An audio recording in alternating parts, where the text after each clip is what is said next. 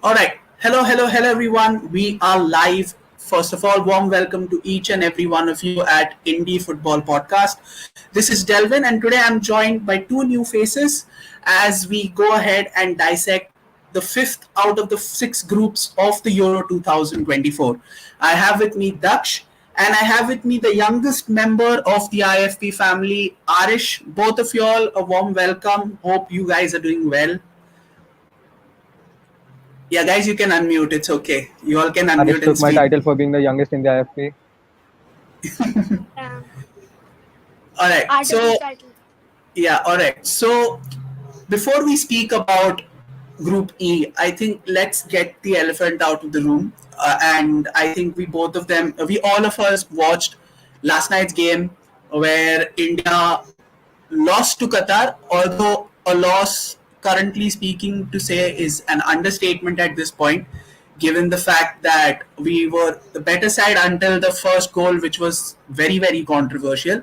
So, Arish, I'd like to get to know your thoughts on the overall way the game took place, in the sense that how the game went and about the decision and what is the way forward from here on. Yeah, so India played well in the first half, like they always do. They were well defensively, and yeah, they were good playing. But in the second half, once they're leading 1-0, they should have put four at the back, but they didn't. They played at three at the back. But the first goal should have completely been disallowed. Because if the referee couldn't see the goal because of VAR, he had cameras from all angles for the broadcasts, which he could have seen. It should have Okay. taken better action, All basically. right. Daksh, where do you stand on last night's game? What do you feel? Do you Yeah, think I'm that? I'm absolutely devastated. I'm devastated. Okay, Like the decision that was given by the referee was unfair and not up to the mark for an international game like this. It was not just another friendly which could have been like ऐसे ignore कर दिया जाए इसको. It was a World Cup qualifier, and it was very highly possible that we could have qualified yesterday. After that one goal that we went down by, the morale of the team also went down with that one goal. After that unfair one goal that was awarded to Qatar by the referees. So yeah, I stand devastated, and I was really disappointed in the stream also. Last night when we were streaming with when the watch along was happening, and it is just like another day in football for people who are not Indian football fans. But for us, it is something that we feel it has been snatched by us. That one chance that we had, Qatar snatched it from us. but okay, let's all things. Do you think it should have come to this point, given the fact that we lost a game against Afghanistan and we drew a game against Afghanistan? That was 5 points which we could have easily gained, and had we Yeah, done that, we wouldn't have faced. We wouldn't be in a situation like this in the first place. Do you think the results against Afghanistan means that there should be more done in the footballing side of things? Obviously, yesterday's match is definitely unfair, or yeah. whatever you call it, in the best possible ways. But do you think we should have not been in this position to begin with in the first place?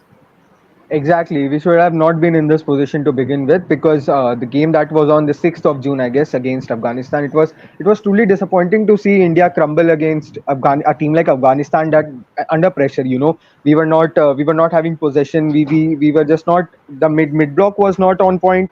I think the coach is to blame, and every time that we put all our faith into Steam Match, he has disappointed us, and he continues to disappoint us. It's like the team was all in shambles against a side that we could have easily, like scored and won the game against. But yes, we were unable to do so, and that is why we were so desperate to win yesterday, and it hurts even more that we lost. All right. So I think it's very unanimous in the fact that all three of us are disappointed, and that Yeah, we only hope and pray that Indian football rises from this tough yeah, situation that we find ourselves in. Although it will be difficult, but I think the only thing that we can do as fans right now is be optimistic and stay optimistic. I think that right. is, as fans, that is what we can do. So, without wasting much time, let's get ourselves to talk about the main subject matter, and that is Group E. So, in the past four groups that we have seen, it's a right mix of a relatively inexperienced team or teams that can be classified as outsiders with a good mix of teams that can be very well classified to be contenders or who are expected to go deep into the latter stages of the tournament. But in this particular group, Yeah. it's very easy for me at least to say that this is one of the very least fancied groups in the entire tournament. And Arish, do you believe that this particular group, that is Group E, is the weakest group in the entire tournament? Yeah, I believe it's the weakest group in the tournament, but at the same time, it's also kind of fairly matched, as it's just a group of really weak teams. So that's why it makes the group kind of interesting. Because All now right, so you'll have yeah, dark go on, go horses on. going into round of 16. All right. So Daksh, Arish says that this team on the whole is a very weak group. And given the fact that he's christened this group as of the weakest, do you think that Belgium is also a weak team now? Oh man, after what they did in the World Cup 2 years back, I don't really believe on the team. They were so hyped during the World Cup, and yeah, Belgium are the second best team in the world after Brazil and this and that. Moving into Euros, I don't think I don't keep a lot of hopes from the Belgium team. I think they can bottle it again. They might not qualify from Group E. They might lose against Ukraine. They might lose against Romania, but realistically speaking, obviously Belgium should be one of the teams who qualifies from here, and I don't think that this group is completely the weakest or it's definitely a less fancied group, but it's also it will be also the most competitive group that we'll have. All right. Teams that are not so experienced fighting against each other, trying to catch each other off guard in the game. It will be very interesting to see how they put up. Yeah. So we have comments on the chat on the stream as we speak. So Skara says that uh, Skara says that he believes that this is going to be the weakest group on paper, but he believes that this group is going to give us a lot of grit, a lot of enthusiasm, and a lot of evenly matched fixtures. So Arish, let us Exactly, talk exactly. about. So Arish, let us talk about the first team in this group, and obviously we'll speak about the biggest team in this group that is there, and that's Belgium. All right. So we all know that it was a very poor tournament by the Belgians in the previous edition of the World Cup, where they were eliminated from the group stages itself. They've had a change of manager, and they're currently being managed by Domenico Tedesco, who's one of the youngest managers on the block when you see the Euros as a whole spectrum. And I think you can see that there have been small signs of recovery by this German side, where they have shown a bit of an improvement in their level of performance in the qualifiers and in the games before the tournament proper. So Yeah. entering the team, if you have a look at their squad, it's a good balance of young players that are coming up, and there are quite a few players who are going to be having their debuts in the sense that they will be playing their first major tournament in Belgian colours. And then you have the right mix of your Lukaku's, your Vertonghen's, your Trossards, the experienced players in the sense, the Tielemans, you say. So there is a right mix of quality, there's a right mix of youth, there is a right mix of experience. So giving a first look at that Belgium squad, what are your impressions about this Belgium side? In the sense that, do you believe that they have the potential to go further in this tournament, or do you think this is another one of those tournaments where where you see the team like the golden generation? They had all the talent in the world, but they couldn't translate it into results on the tournament stage, where they not had a convincing World Cups, or neither they've had convincing Euro tournaments as well. So where do you put this particular iteration of the Belgian side in the grander schemes of things looking into this tournament, considering the opponents that are there, the quality of oppositions in other groups, and so on? So according to me, I think that in their own group, Belgium is of course the favorite to go through. They have young players like D. Ketele and the Cells, and you have a lot of young players in the team, but you also have experience in KDB and Vertonghen.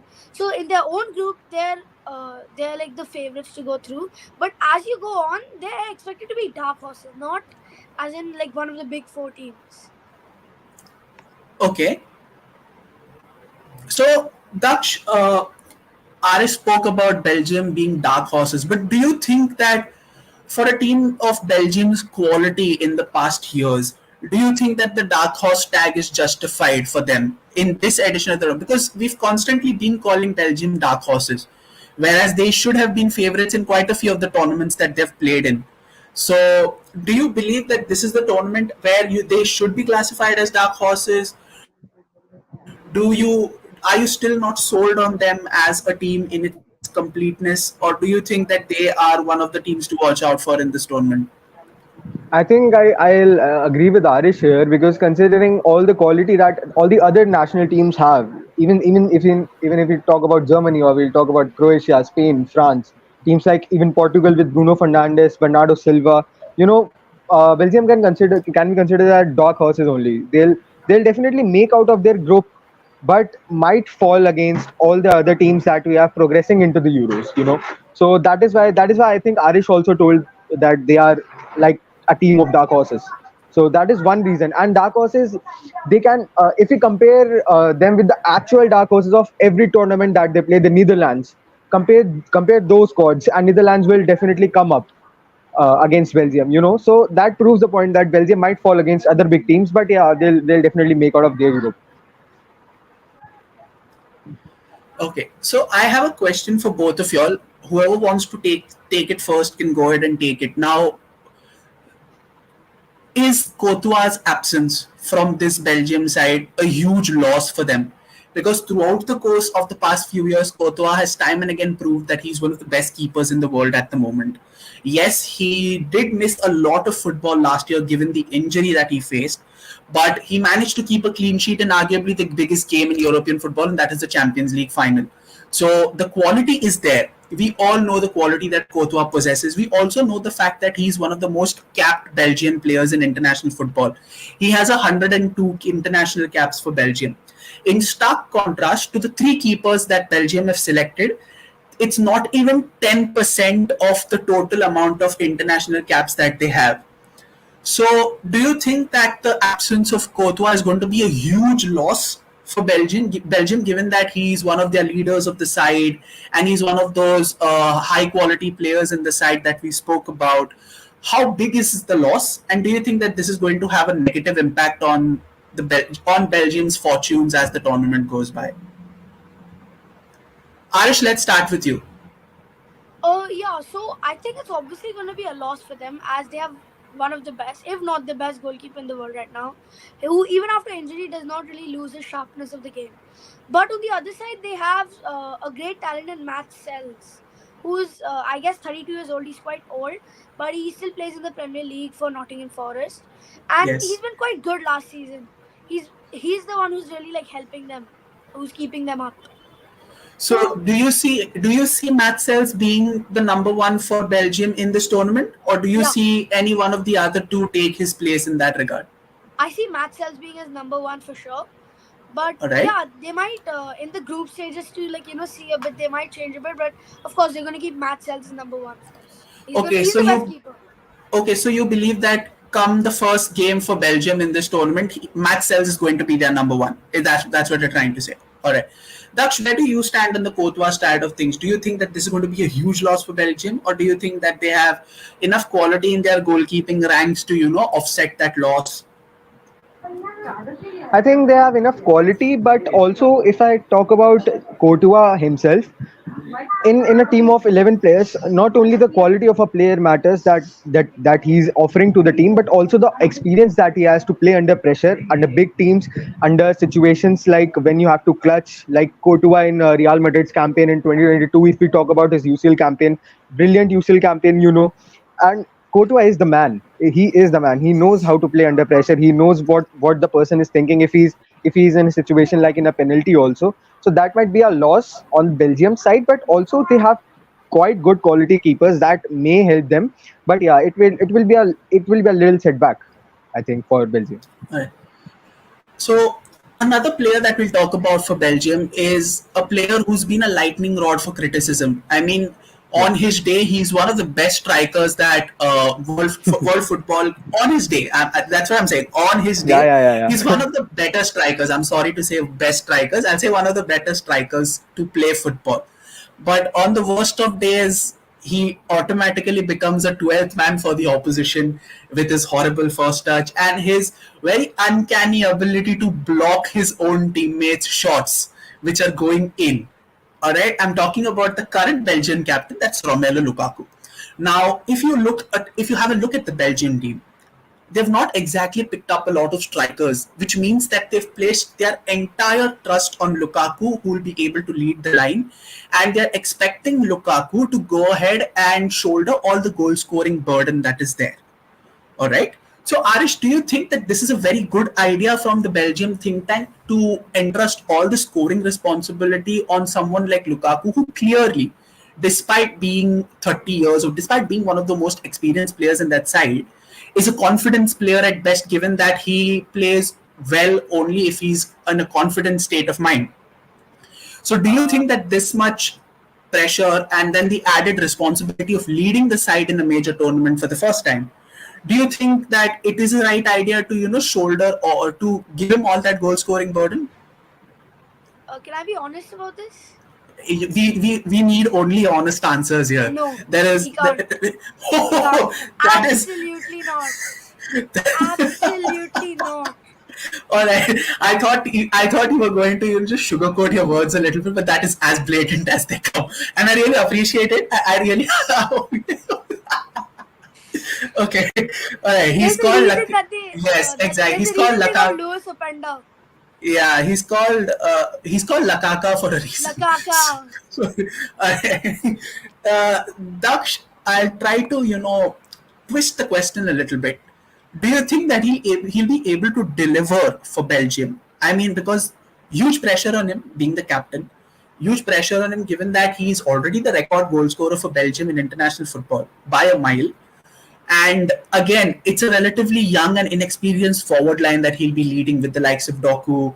Uh, Arish also mentioned the likes of Decatalara, and then there's Luis Openda. All these guys are pretty much young, upcoming stars of the modern football generation. And in the middle of this, you have this guy who is unpredictable to say the least. I mean, even when he played for United, he had these big bursts of purple patches and then absolutely woeful. So, do you think Lukaku will be able to deliver? Because it is about time that he does on a major tournament, and Yeah, his prowess in club football is not exactly under question, because despite his deficiencies, he's managed to score buckets of goals in all the leagues that he's played in, and you cannot take that away right. from him. But it's at the end of the day, you'd rather have a telling contribution for your national team in a tournament that has high stakes. So, do you think he's going to deliver the goods for Belgium this time around?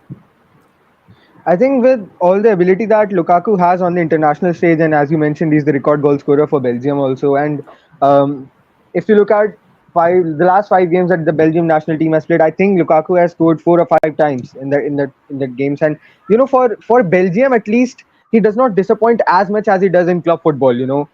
Like what we have seen in the UCL final last year against Man City, he does not do that against any national team while playing for Belgium. So I guess captaining might be a burden on him because he's doing it for the first time, leading this young squad of people who are not that experienced into coming into these national team. But what I think is that he will deliver, but he'll have problems coordinating with the team. He'll not be able to balance the team as good as someone else like KDB could have done, because he's more experienced and he has shown quality in club football also. But yes, I think as a striker, as himself, as the number 9 of the Belgium national team, he will deliver. So, Can I add my something? yeah, go ahead. Yeah, yeah, Yeah. sure, man. So, yeah, we were just like, Duck said something good about him. I said something bad about him. But then I remembered that in the Euro qualifiers, Lukaku actually was the top scorer. Exactly right. I He told scored you. Yeah, I 11 told you. exactly. goals. Which is why it's very difficult. Like I said, he has these moments where Unpredictable he's on an moments of his own. absolute where he's on an absolute purple patch. Like I said, he's a confidence player. If he's very high on confidence, he can score even the toughest of chances. He's that perfect mash of a target man, a poacher, one touch finishes, a box in the box finishes. He has everything. But at the end of the day, it again comes down to the fact that whether he's mentally in the right place to deliver as and when it is required from him is the big question. So my Correct. question again. So the next getting into the question is, if there's one player who, according to y'all, is going to be the player to watch or the X factor of this Belgium side, who is it going to be? Daksh. I think Doku. Doku. I think Doku. Any particular reason why? Because the way I've seen him play, it's very simple. He has this fast flowing football style of his own which he plays. He's very good with the ball. Actually, his ball control is very good. He's fast with the ball. He can dribble past defenders. So I just admire him when I see him play. He's that quality of player जो आपके दिल में बस जाता है एकदम से. So Doku for that reason. All right. And Arish, for you, the X factor of this Belgian side? They have lots of talent in the team, but I have someone who a lot of people won't expect. I think Yannick Carrasco. I think he's gonna play really well. Oh, in the all tournament. right. Okay. But I think the problem with him is gonna be that game time, basically, All right. because So the I manager have- obviously has like these quality forwards and Lukaku who has to like just keep rotating between. So game time is It's gonna be the problem. it's very interesting, Daksh. Did you notice that he said that the manager has quality forwards and Lukaku? And Lukaku, yeah. उसको विश्वास नहीं है Lukaku पे. It's not Lukaku for him. It's Lakaka for him at the end of the day. All right.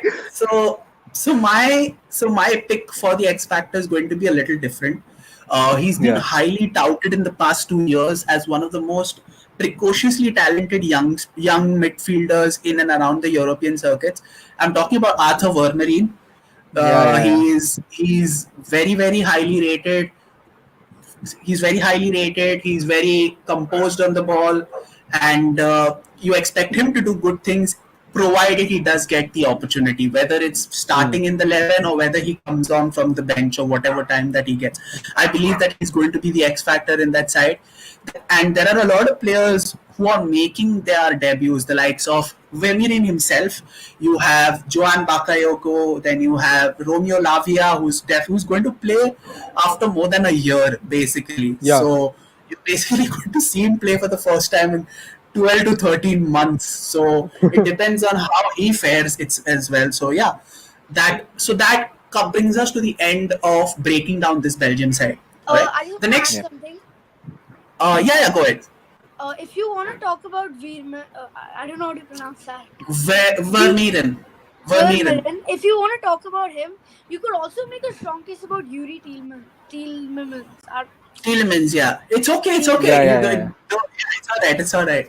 Yuri Even Tielemans, I fumble, man. Yeah, I think that's a pretty good shout as well, Arish, given the fact that he's one of those players who will be responsible for all the creative playmaking duties, because we don't know how long uncle or grandpa Kevin De Bruyne, or whatever you choose to call him, how his knee will hold up or how his body will hold up.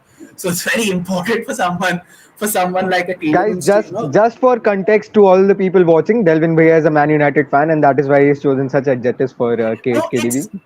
It's not even being a United fan. I think his injury record is out there for everyone to see. He's just come back from injury too. Exactly. He's not been very reliable in the past 2-3 seasons when it comes to his health. He's not had full seasons. So I think I have a very valid point when I call him grandpa, given that his knees don't work like they used to before. So,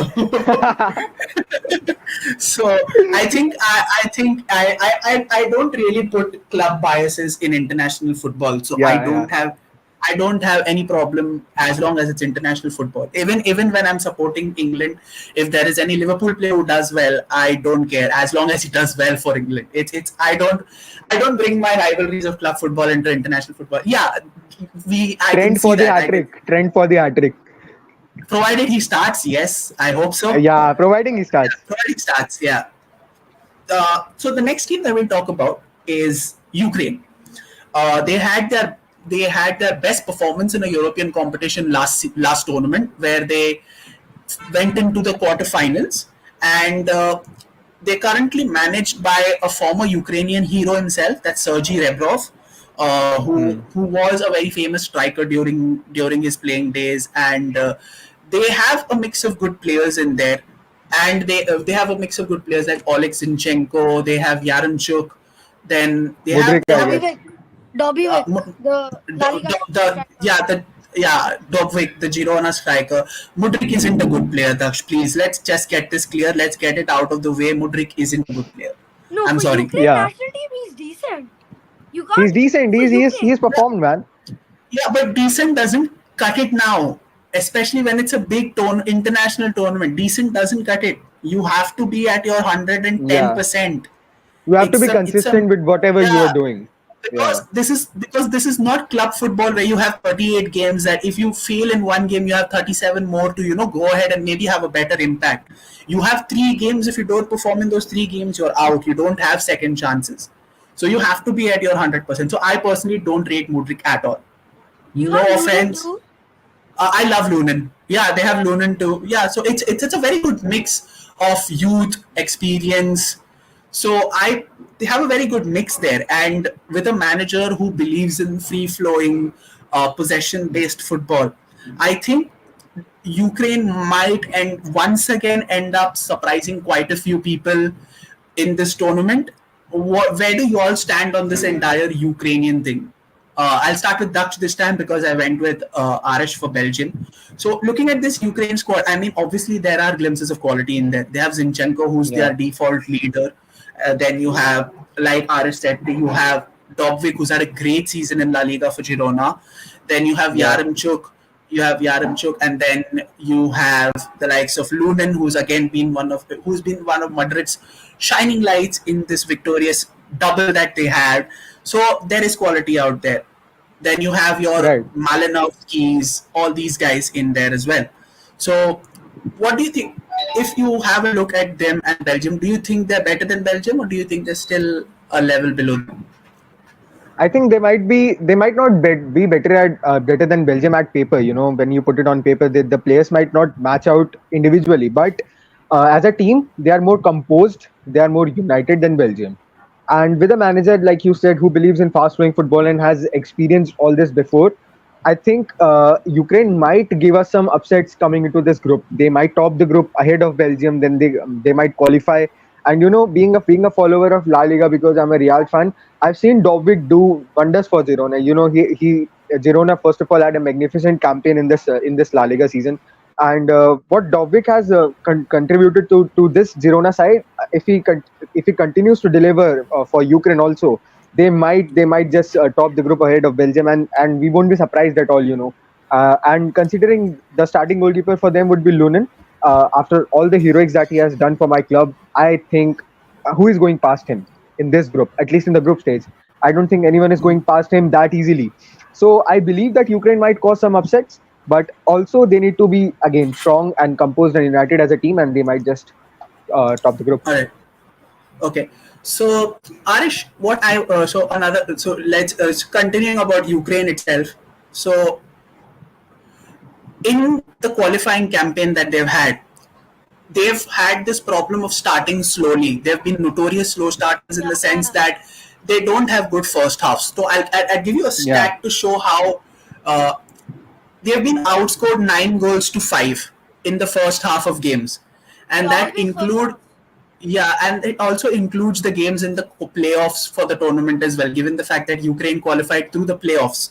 So while on one side you can think about it as being good for the morale, being good for the character, and it makes you mentally resilient and all that stuff like that. Do you think in a tournament with high stakes such as the Euros, how dangerous it would be for Ukraine to fall behind in the first half?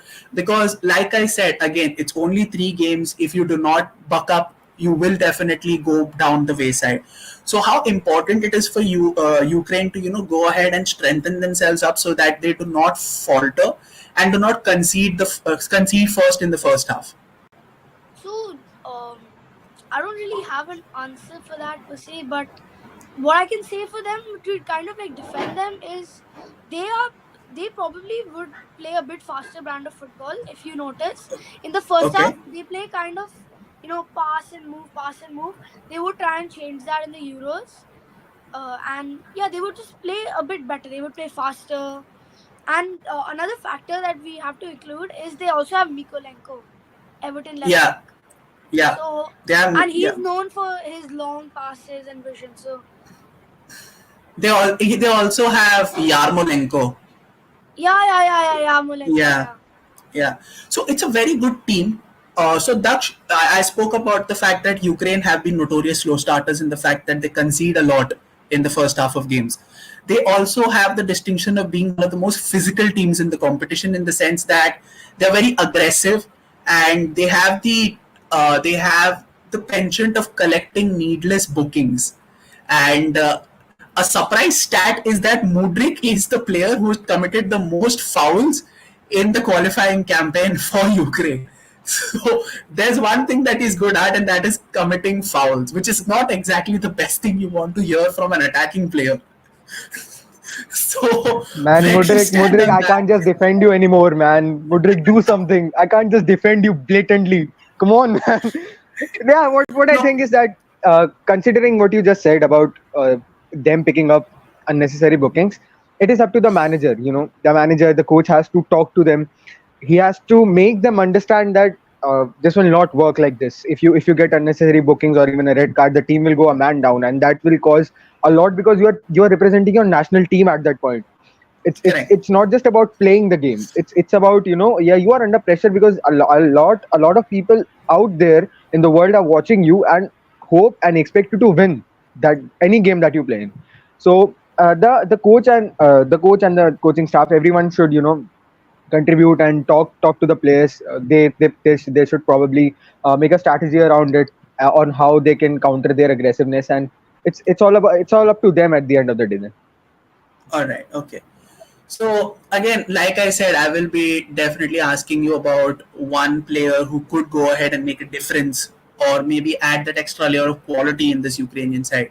So Daksh, who do you think that player is going to be?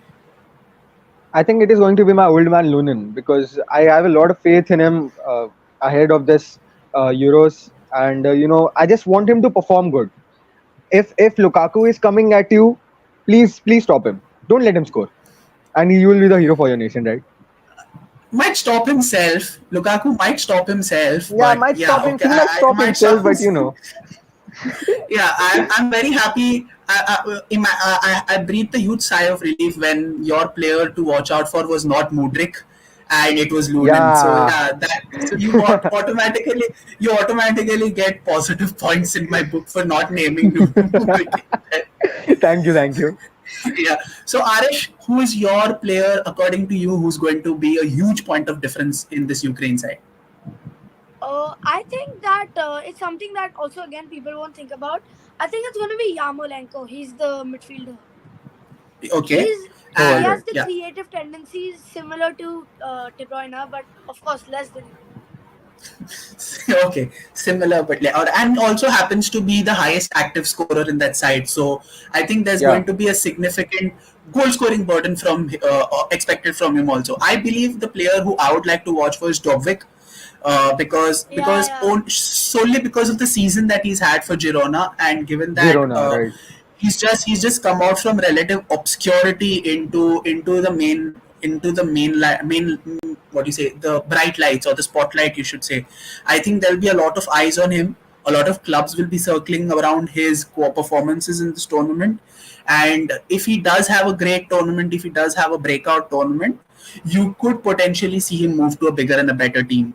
Whether it is in the La Liga or whether it is in Europe remains to be seen. But then again, you cannot discount a big move if he has a great tournament here. So Dobbik I is going actually to be think my yeah, I yeah, go ahead. actually think he might go to Napoli. I have a feeling about that. I don't know why, but it's just because of the Napoli and Osimhen tension that I have a feeling that he might go to Napoli. They need But a do you really good. think yeah, but do you think that he's the type of player who matches Antonio Conte's profile of a striker? Yeah, It depends on that as well. Do you think it is? I think no, because you've seen him through the season. Like he adapts really well. You need him to score from a penalty, he'll score. You need him to score a long shot, he will. Free kicks not that much. You don't need him to score a penalty, he will. He can really adapt well. So I think he'll go well with the full of Napoli style, play style. I think that would be something that we will look post the tournament. But I think as long as he has a good tournament in the Euros, I don't think there'll be a shortage of suitors for him in the continent across. So the third team we'll talk about is Slovakia. Not not very active in the sense that they've not had a good international tournament ever since 2010, where they surprised everyone and anyone by beating Italy and qualifying for the later stages of the tournament. But apart from that, they've not really been good. I don't really. I think the only player who I know from Slovakia currently is Skriniar. There might be other players out in there, but I'm not really sure. So I know 4 good players from the team. yeah, please go They have ahead. something I similar about. You can continue. Yeah, please. No, I'm just asking you the players. You can tell me the players. I don't really have the squads with me, so I cannot exactly tell you. But yeah. So they have 4 like main players. They have a midfielder in Lobotka. They have a midfielder. Oh yeah. Then I did not know the Napoli guy was actually Slovakian. All this while I was assuming that he was Russian, given his surname of Lobotka. That's a typical hard-nosed Russian surname. All right. Okay. They have of course Skriniar. All right. Then they have Dubravka. He's the goalkeeper. Yeah, Dubravka. Okay. And they also have Hamzik, who was a performer in the. No, he's no longer part of the side. He's retired long back. He's No. retired long back. Yeah, he's retired long back. He's been replaced by Lucas Haraslin, I guess. Yeah, he's no longer part of the side. He was Slovakia's best player for a very, very long time. I agree with you, but he's not currently part of the side. So I think the other player that is there is Juraj Kucka. I don't know how you pronounce that. It's Kucka. I don't know whether you call it Kucka or Kuka or whatever it is, but he's the other player. So I don't think there are a lot of expectations from the Slovaks coming into this tournament. Do you all feel the same, or do you all think that this team does have the potential of making a couple of upsets in there? Because I am, with all due respect to Slovakia and with all due respect to the qualifying campaign that they've had, I genuinely do not see how they'll manage to nick a result out of the likes of Ukraine or Belgium for that matter. So, not even a result, I'm talking about a positive result in the sense that will they be able to nick a draw also? I'm not really sure. So, I don't really give them a chance in this group.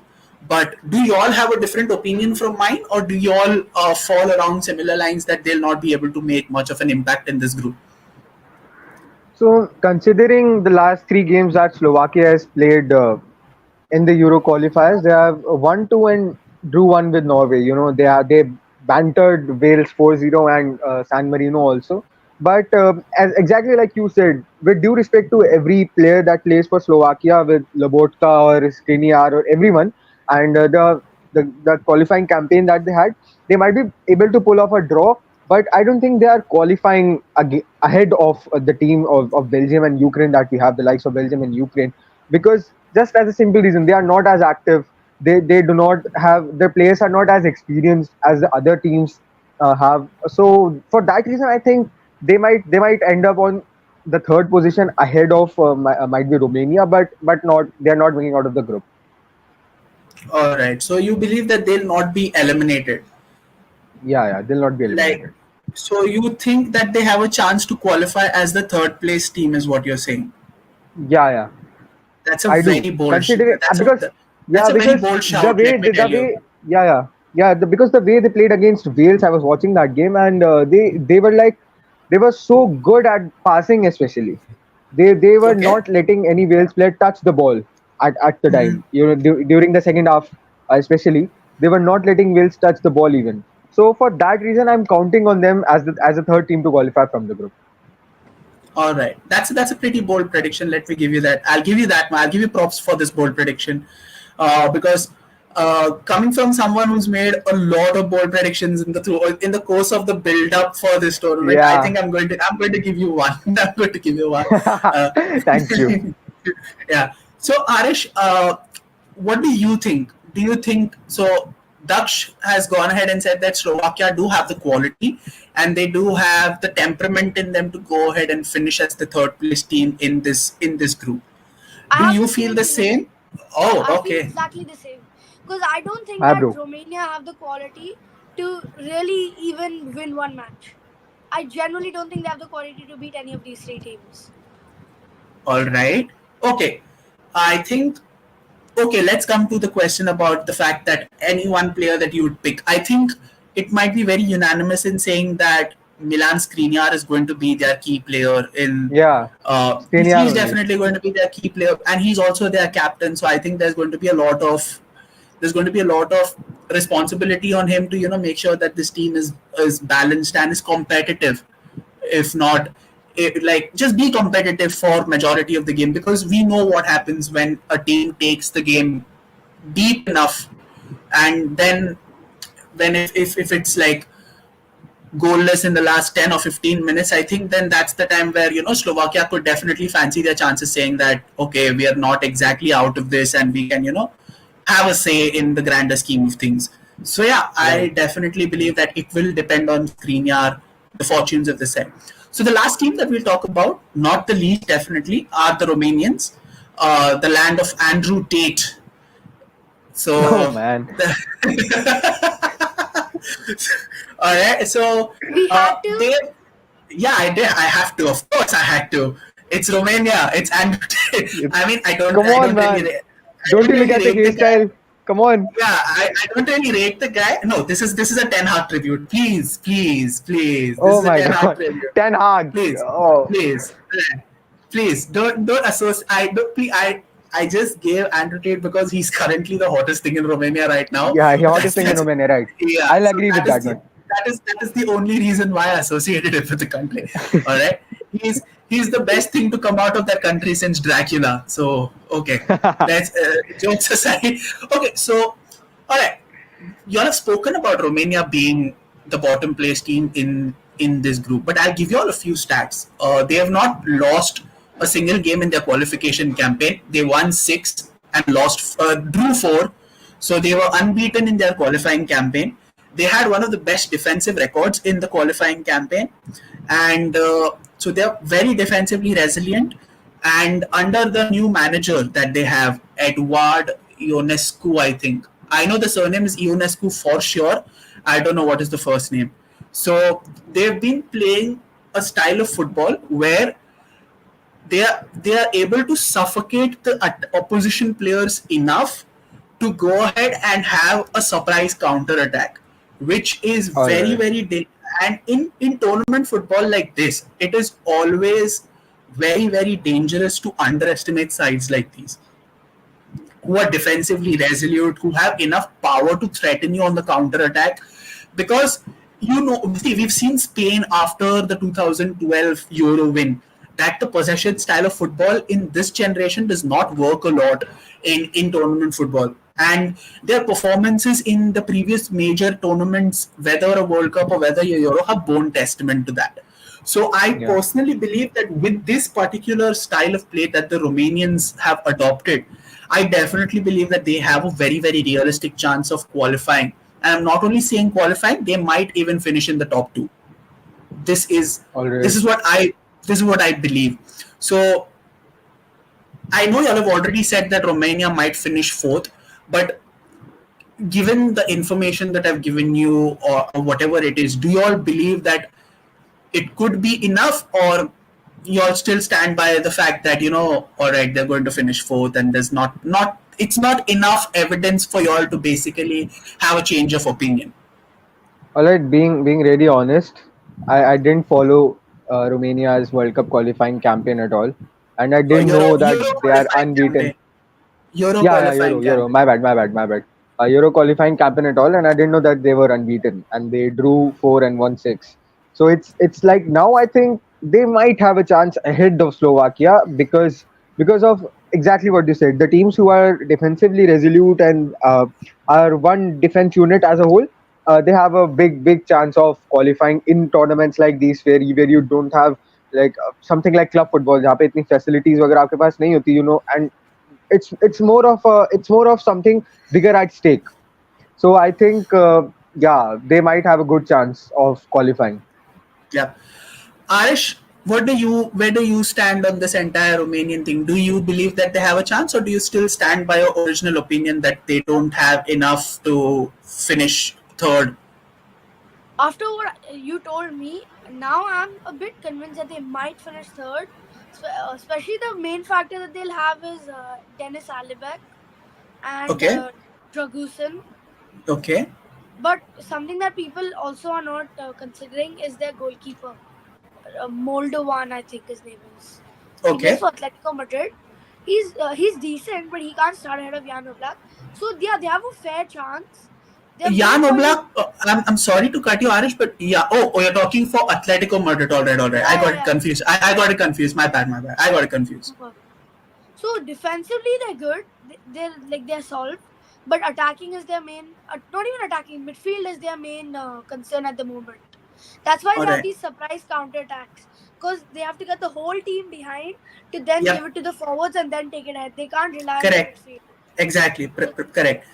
Yeah. Another thing that they do is that they don't exactly dominate possession. They only have possession just to exert a little bit of control. So what they do is, I think this is what you were getting at in the fact that the midfielder comes in between of the two center defenders to just prevent that, to give them a little bit of a surety in that regard. So which means that there's not much of a midfield control. So yeah, that's a very good spot, by the way, Arish. Uh, so so the player that I'll go first because I'm very very excited about this particular player. The player that I am looking forward to in this Romanian side is Ianis Hagi.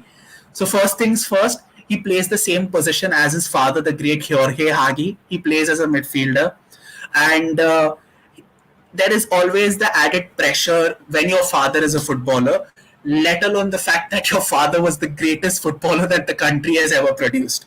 Jorge Hagi is the greatest footballer that Romania has produced. So being his son, playing the same position, no pressure kid. You're 25 years old and you're representing the country that your father proudly represented and carried on his back for the years that he was active in. That is, these are huge shoes to fill, and if at all he manages to take them into the latter stages, it is going to be a very very huge thing for him, not only for him but his dad and the entire country, because uh, he was known as the commander in his playing days, Jorge Hagi, and so it's going to be a huge tournament for Giannis to replicate his father's footsteps, and he could do something that even his dad couldn't do, and that is take Romania to a latter stages of a particular tournament. So no pressure, kid. I'm very excited to see what he does, but absolutely no pressure. Is there a particular player for y'all who y'all Yeah. think is going to be? Yeah, go ahead, Arish. So what I told about Moldovan, I actually think that there might be a keeper starting ahead of him, Mm-hmm. and I think this is a player that y'all I think have also heard of. His name is Radu. Yeah, He's the Bournemouth keeper. Used to play for Inter Milan too. yes. He's very famous for that one mistake which gifted AC Milan the title. Yeah, AC Milan or So, Napoli, yeah, I yeah. don't know which. Yeah, I I think think it it was yeah. was AC Milan. AC Milan. AC Yeah, I Milan think only. AC Milan only. Yeah. that He one gave them particular the mistake. Yeah, he gave them the title. Correct, correct. Very funny that the keeper who's known for all the wrong reasons is going to start in goal for Romania. We remember him but for the wrong reasons. Yeah, I but the thing hope is, he. the whole season he played Yeah. really well. He got them to the top of the table, second, first. He was the one who I would say was maybe carrying them. And then last match, well, the pressure got to him, and eventually he made the No, mistake. I think that was the only game he got to play because Onana was suspended or something like that. Oh yeah, And there was Onana. yeah, Yeah, yeah, yeah. Onana was Inter keeper then. I think it was the only game that he played and he made a he just literally Yes. he literally gift wrapped the title and sent it to the other side of Milan. Like, please Man was a secret agent for AC. Yeah. accept this as a gesture of good faith, guys. So you still stand on your prediction that Moldovan is going to be the key player for Romania, Arish, or is there another player that you would like to change to? I don't know really because it might be they might be changing between these two players. So yeah, one of them is gonna be the key player when they come against something like a Belgium or even Ukraine for that matter. Yeah. All right. Daksh, any player in your mind? If you've had a look Yeah, at the exactly. squad. Like exactly like what you said. I saw this whole build up about Yanis Hagi in a reel from some football page, and I was really mesmerized about a 25-year-old, the number 10, his father being the greatest footballer that Romania has ever produced. A lot of pressure on him. A lot of pressure on him. So yeah, he'll be one player to watch out for, and I'll watch the game for him only because now that all this have built up around him and his father, now it will be interesting to see him play and what he does for his country actually. Okay. This is a Guys, this yeah yeah. do y'all think that Giannis Hagi will have too much pressure on him and will underperform? Because that's what my thought on this is. That's another way of looking at it. Obviously, when you carry your father's number as well, you play the same position. It is definitely going to be huge shoes to fill. But then again, Yeah, it is something that can be viewed as a privilege also, because if yeah. you manage to have a great tournament, you will be doing something that even your father, no matter how great he was, wasn't able to do it with his country. And obviously, when you do something for your country, you're going to be held in greater honor because it's for your national team. I mean, your club football achievements, obviously, in the grander scheme of things, will be taken into picture. But when all things said and done, if you have a bigger impact for your country, it's going to stay longer in the minds of the people, because at the end of the day, But that is what they represent. it's also like this underperforming thing also depends a lot on the team coordination and Yeah, what is the atmosphere of the team really. And exactly. Nicolas Stanciu, the captain, I don't think with experienced players like Alibek and Dragusin who have a lot more experience, they won't let it happen, I guess. And either he'll not perform at all. What that is what like Harish said, or he'll be that one player that me and Delwyn we are really looking forward to watch out for. Yeah, I think you can look at it as he could have a good tournament, and the other players around him might not, which might make it look Yeah, like even he's had a very ordinary tournament. yeah. So that is another way of looking at it. So what you are saying, Arish, is a very justified point, saying that the the very pressure that could catapult him to have a successful tournament could be the very thing that could result in his downfall also. And that is a very, Also, very right. real that's a very, very realistic possibility. So that's both the ways of looking at it. So I hope for his sake that that's not the Yeah. way that he goes, That's not the because case. All the best. yeah, even though I am supporting England like 100%, I'm going to have a soft spot for Romania just for this particular guy, just for this particular guy. Yeah, just in case that if he has a great tournament, Oh I my need to be God. acknowledged. He Eh, has he has four. Okay, he has I four. have He's just four. showing England because I said I support England. Yeah, Damn, he man. has I England. don't even have He has one. England. He has England, France, Germany, and Italy. So No, no, whenever I have Oh, one. I really? have whenever I one have from one. the Football is Coming Home 2022 England campaign. I have one. That Dwight Bhaiya gifted me actually. Oh, okay. All right. So we've spoken about all the teams. We've analyzed the teams in detail. We've spoken about players who could make a difference.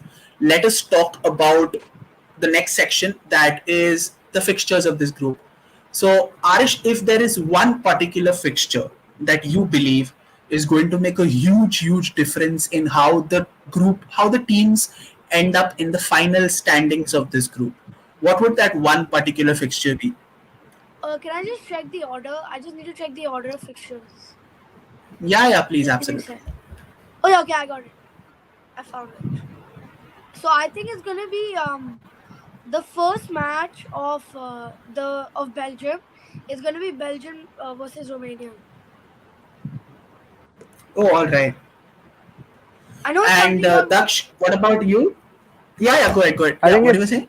yeah, yeah. Please go ahead, I man. don't think y'all would expect it. It's because this is the make or break match. It's how you'll see the team.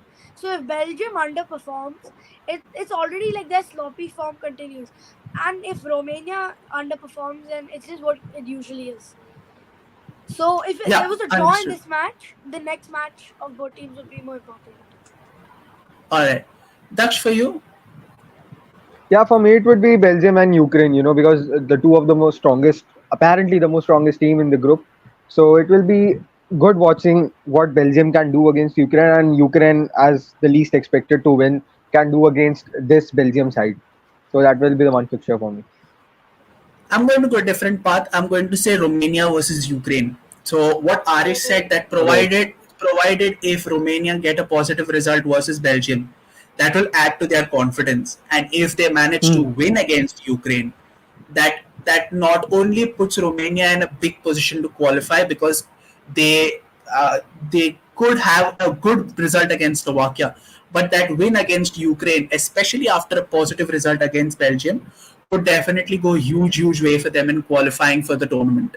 And Right. that is why for me that is going to be a huge game in the context of this group. Like, this could potentially make or break the fortunes of three teams, because I think Belgium could by that time comfortably seal qualification depending on a lot of factors. All right. So this is the final segment of this particular stream, and that is the final standings of the group. So, Daksh, I'm going to put you on the hot seat this time around. What are your final stage? What is your final standings of this group?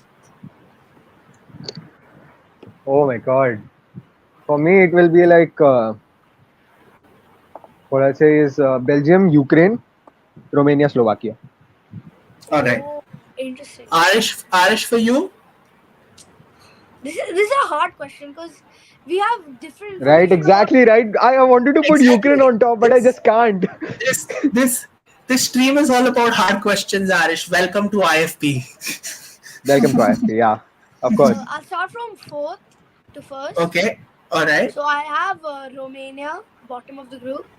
I Okay. haven't changed my opinion on that. Top Okay. three is where I find a bit. Okay, yeah, I got it. So number three I have is actually Ukraine. Ooh. Oh, all We right, all have. right. But then I feel that they when they go to those qualifiers for round of 16, then I think they'll come back. So you think Ukraine will qualify as one of the best four third place teams? Yeah. Okay. All right. Then number two, I have Slovakia, and number one Okay. I have. All right. So this So is the direct first. qualification for Slovakia. That's Yeah. crazy, man. This is the I don't know. first. I have a feeling that they're gonna play insane. I have This just a is the. feeling. Oh, I So hope you're this is. correct, man. I hope you're Yeah. correct. This is the first out of the blue prediction which is not been from me. So. Yeah, so, so yeah. something that I'll look out for. Yeah. All right. So coming to my particular predictions, I have Belgium first.